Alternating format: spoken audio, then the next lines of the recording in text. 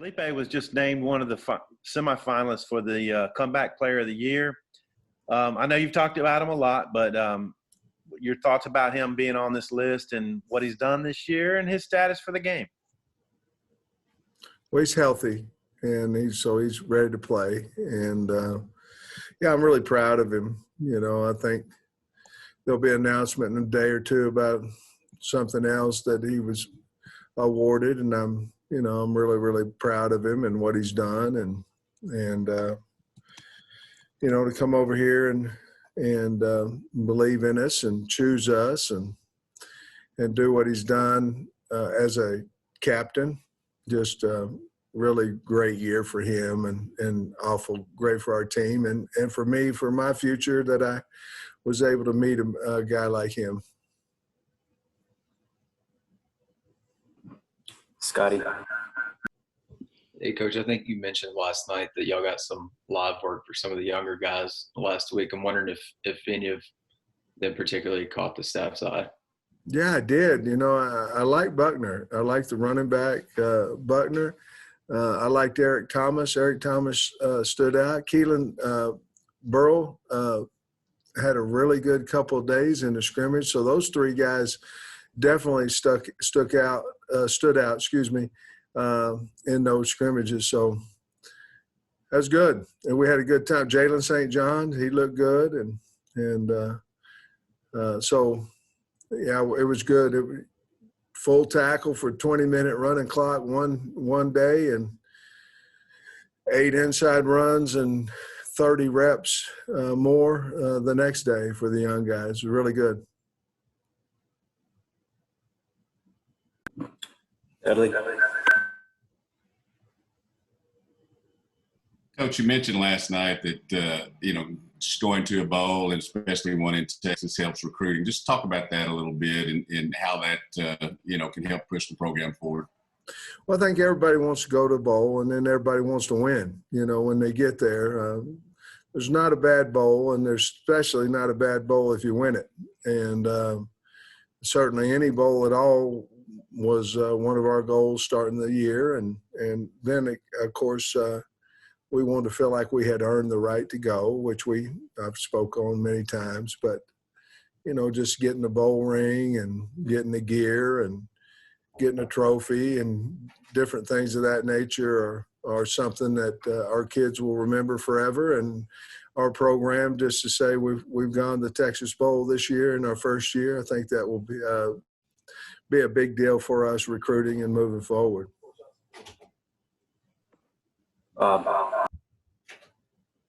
Sam, if you've had a chance to look at some TCU film, I know they had several guys make all Big 12 on defense, and then I know, Dugan, he's a big comeback story too, coming back from some medical issues. Just what do you think of the quarterback and then their defense?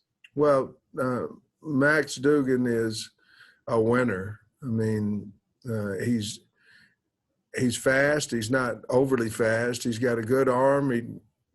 What he is, he's a winner, and he kind of almost wills that team to win. And he can make you miss. He can run the ball. He can throw the ball.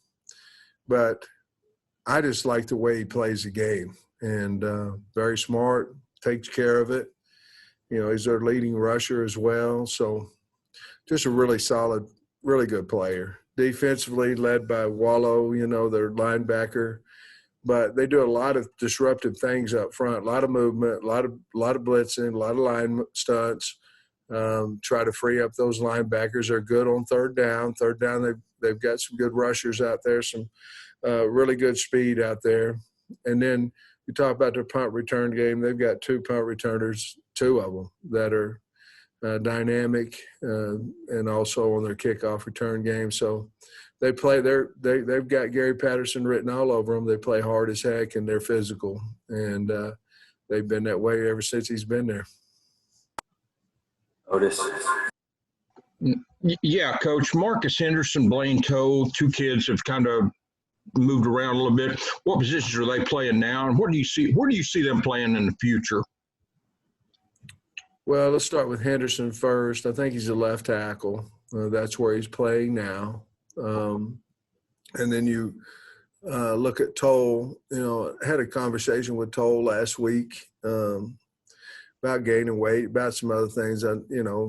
Just visiting with him, and he asked if he could move back to defense and play defensive end. We obviously need a pass rusher over there. He's long and fast, and so I moved him back over to defense for the bowl game, and that's where he's going to stay. That's where his heart is. I tried to move him over to tight end because of the need there, but he obviously wasn't playing much, if any, over there at tight end. I think he can help us at defense. I think he can get big. We get him bigger, and kid can really run. So as soon as he gets bigger, I think he'll help us over there on the D-line.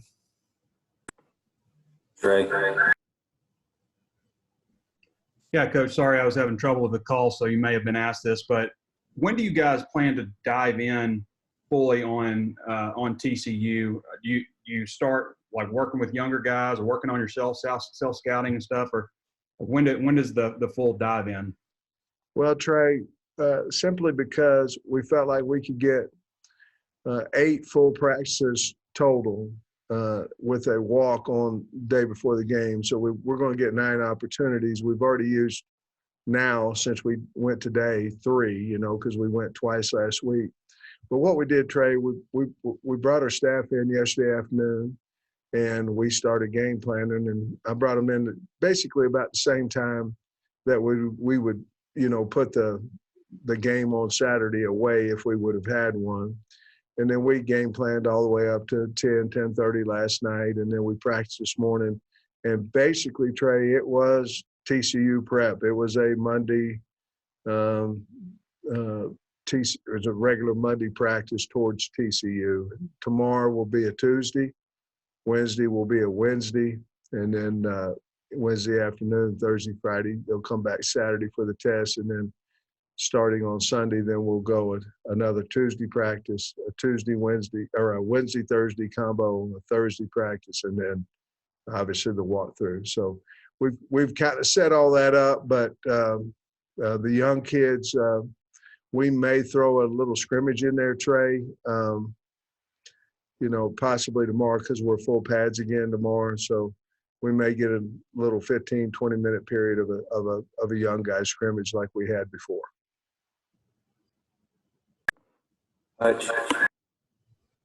Sam, you mentioned that Felipe's healthy, but I was wondering if you could maybe give an update on some of the other guys that have been banged up. Grant Morgan, Noah Gatlin, Miles Slusher, KJ Jefferson, anybody like that? Well, just simple as I can say it, we're healthy, excuse me. We're healthy. Gatlin still is a question mark. And I think everybody else, unless they, got hurt for the season, will be available for the bowl. Jacob.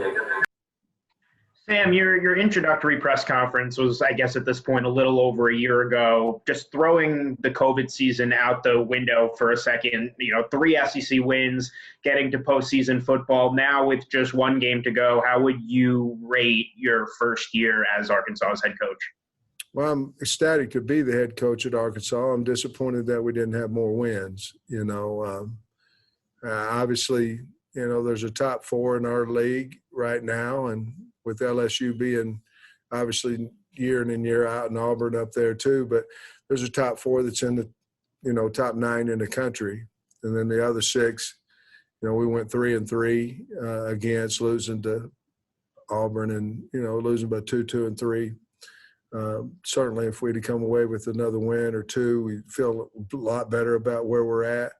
But I like the kids. I like the work ethic they have. I like my coaching staff. I think the program's headed in the right direction. Certainly, if we can get some of these guys that are seniors to come back and help us again one more year, I think we'll really like where we're at after year 2. I am very, very pleased that we're able to play in postseason. The kids were excited about it yesterday, and certainly you could see that in practice today. But I think we're headed in the right direction. We're certainly, if there's disappointment in the year, there is, because we just didn't get enough wins. But I am happy that our kids played at least 6+ games close, and that we were in position to win all 6 of those games, and certainly we'll learn how to finish that up one of these days. And hopefully it comes soon.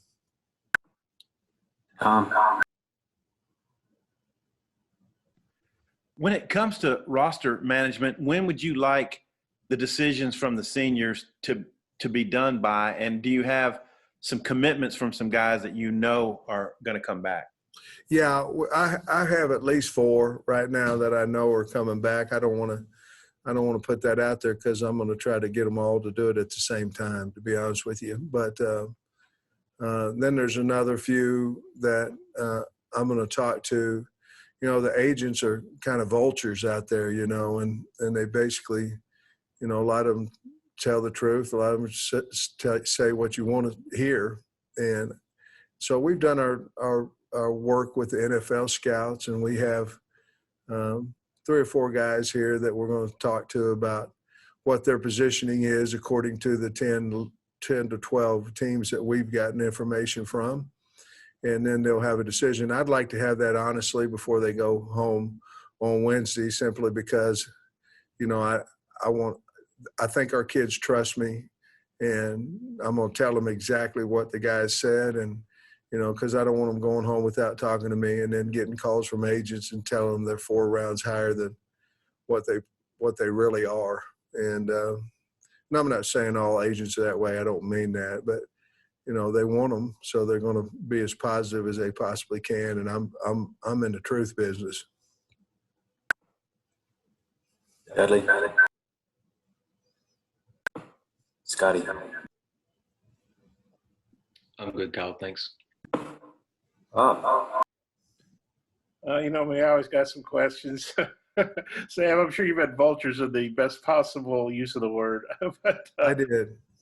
But hey, getting back to TCU a little bit, I guess Tomlinson Hodges was a Pro Football Focus All-American. I know Andrew loves that because he's a Pro Football Focus guy. And then their defensive end, I guess, Kari Coleman, there was a Big 12 freshman of the year. He's got 15 tackles for losses. Those 2 guys in particular, if you studied up on them a little bit, what your thoughts are?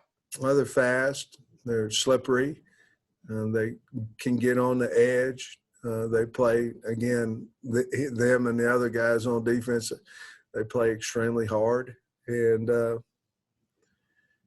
know, they in the Big 12, there's, you know, quite a bit of throwing, even though TCU's leading the Big 12 in rushing at 214 yards per game on the ground. I don't know if they still are, but at one point they were. And they're a running football team. They just do it out of spread. But those guys are fantastic players.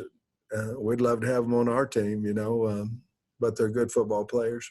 Does TCU look kind of like an SEC team? I mean, I know the Big 12 is a more wide open league, I guess, although the SEC is getting that way. But does TCU kind of remind you, talent-wise, of an SEC team? Oh, yeah. I mean, you know, they're very talented. They're quick and fast and do, you know, move on the D-line. Their O-lines, it must average about 310 pounds. They got a big offensive line and a good offensive line. So certainly, and of course, they're skilled players, you know, in the Big 12 and SEC, whatever, but they got outstanding skill and outstanding speed on their team. They got 2 punt returners that are really good.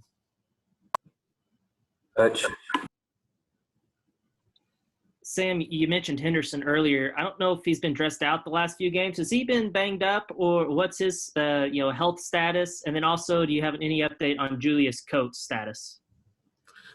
Coates will be out for the bowl, and Henderson is back. He was injured, but he's back, ready to go. Trey. Yeah, Coach, I was curious, is there any of these guys, you talked about some of the young players, is there anybody you could see maybe emerging, maybe as a starter for you guys next year that maybe just needed to add more weight this season or more size? Yeah, it's a great question. I mean, you know, everybody develops differently. You know, I've been very fortunate to have 3 first-round guys that redshirted on the O-line. They redshirted and end up getting drafted in the first round. So everybody develops a little slower than others or a little faster than others. So, you know, I like the Henderson kid. I like St. John's. Both those guys on the offensive line. Of course, obviously KJ. I mean, we've seen him, but Malik Hornsby, I think that's going to be a really good battle at quarterback in the spring, along with some of the younger guys we brought in. But you're asking about current players on our team. Unfortunately or fortunately, however you want to look at it, a lot of the young guys are playing on defense right now, so but Kari Johnson's a guy that's going to help us. And so those guys are the ones that come off the top of my mind just real quickly, briefly. Kyle. Hey, Coach, for those of us with a sports cast on Thursday and Friday, what does Christmas look like in the Pittman household? Any traditions or anything? Well, we always go to my wife's, the Conrad's house up in Pittsburgh, and that's depending on the bowl schedules, but we always go up there, and we always go for a ride and look at Christmas lights before old Santa comes rolling around, and Santa hadn't been as good to me lately. I don't know what's going on. I've used about a one gift guy. I was up to 5 or 6 there for a while, but I don't know. I've got to do better. And but I enjoy going and watching the Christmas, looking at the Christmas lights and all that.